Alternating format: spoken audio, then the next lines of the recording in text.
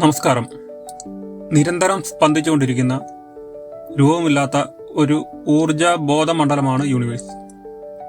പ്രശസ്തനായ ശാസ്ത്രജ്ഞൻ Nicholas Tesla പറയുന്നത് പോലെ എനർജി, വൈബ്രേഷൻ, ഫ്രീക്വൻസി എന്നീ തത്വങ്ങളിലൂടെ മാത്രമേ നമുക്ക് യൂണിവേഴ്സുമായി സംവദിക്കാൻ സാധിക്കുകയുള്ളൂ.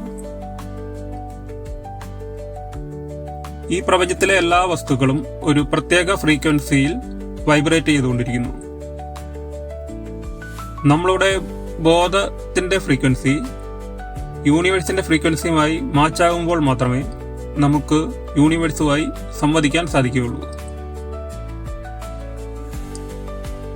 നമ്മളെല്ലാം ജീവിക്കുന്നത് തേർഡ് ഡയമെൻഷനിലാണ്.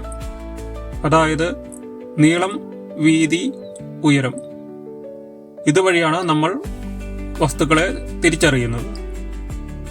ഫ്രീക്വൻസിയെക്കുറിച്ച് അറിയാൻ ഞാനൊരു ഉദാഹരണം പറയാം.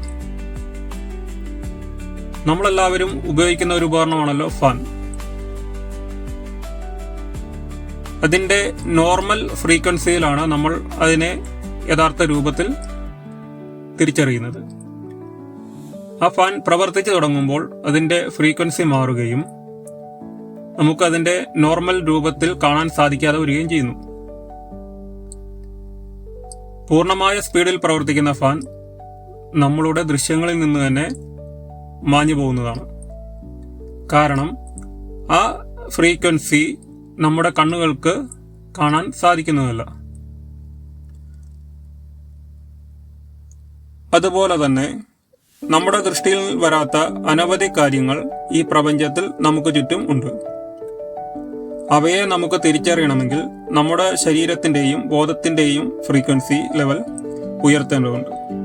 അങ്ങനെ സാധിച്ചവർക്ക് യൂണിവേഴ്സുമായും മറ്റ് എനർജി ഫ്രീക്വൻസികളുമായും